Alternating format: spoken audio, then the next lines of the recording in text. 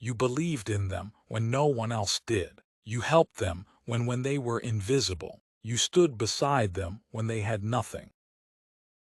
And when they finally rose, they were the first to push you down. Not strangers, not enemies, but the very people you lifted. Why does this happen? Is it bad luck? Or is there a hidden psychological reason behind betrayal?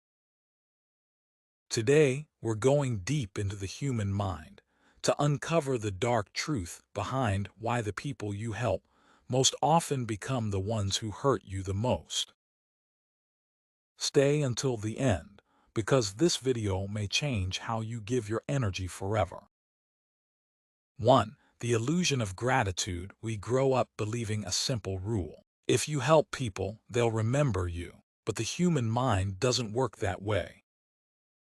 When someone is below you financially, emotionally, socially, they often feel small. Your help saves them, but it also reminds them of their weakness.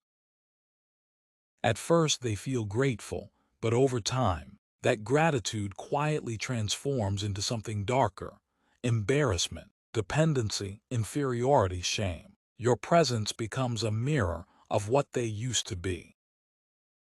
And the mind hates that reflection. So instead of saying, "Thank you for lifting me," their subconscious whispers, "You make me feel small." That's where betrayal begins, not in hatred but in wounded pride. 2. The ego reversal effect. Psychologists describe something called ego reversal. When a person rises in status, their mind rewrites the story of the past. They don't remember, "You helped them." They remember, "I did this myself." And suddenly, your role in their growth feels uncomfortable. Because if they admit you built them, they must admit they were once powerless. So their ego does something dangerous. It turns you from a supporter into a threat. You represent their old weakness, their dependence, their unfinished insecurity. To feel powerful, they must mentally defeat you. That's why betrayal often looks like disrespect, distance, erasing your contribution, talking down to you, turning others against you. They're not attacking you. They're trying to kill the version of themselves you remind them of. 3. Why kind people are betrayed most. Kind people give without making others earn it. They forgive easily, overgive, believe in potential, see the best in broken people. But here's the painful truth. When help is given without boundaries, it stops being seen as a gift and starts being seen as normal. The mind adapts quickly. What once felt like a miracle in my life becomes something I deserve. And when you finally say no, they don't feel disappointed. They feel betrayed. In their mind, you broke an unspoken contract. That's why kind people are often punished for their kindness, not because they're wrong, but because they give to people who haven't healed their ego. 4. The ladder theory.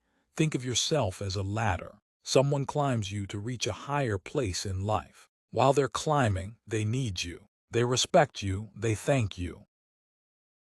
But once they reach the top, the ladder becomes a reminder that they didn't rise alone. And for an insecure mind, that's unbearable.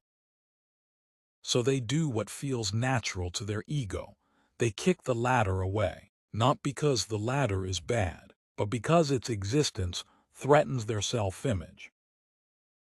They want to believe, "I'm self-made," and you are living proof that they are not. So betrayal becomes psychological survival. 5. Signs you're being prepared for betrayal. Betrayal doesn't come suddenly. It whispers before it strikes. Watch for these signs. They stop acknowledging your role. They correct you publicly. They compete instead of collaborate. They distance emotionally. They rewrite history. They minimize your value. They act superior. They become defensive around you. They hide success from you. They treat your advice as interference. These are not random behaviors. They are symptoms of a mind trying to feel bigger than the person who built them.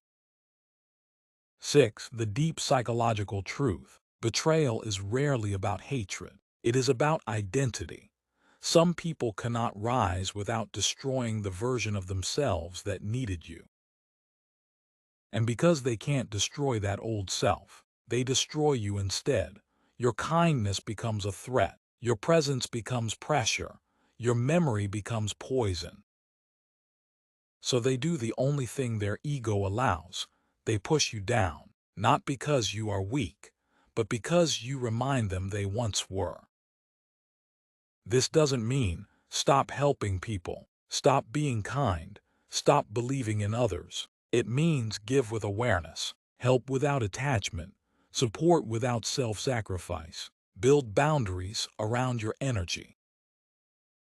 Not everyone who needs help deserves access to you, and not everyone you lift will stay grateful. Sometimes, the price of helping someone rise is watching them walk away from you. But remember this: a person who must destroy others to feel powerful was never truly strong, and someone who helped from the heart never truly loses. Because you didn't climb by stepping on others, you rose by lifting, and that is a power betrayal can never take from you.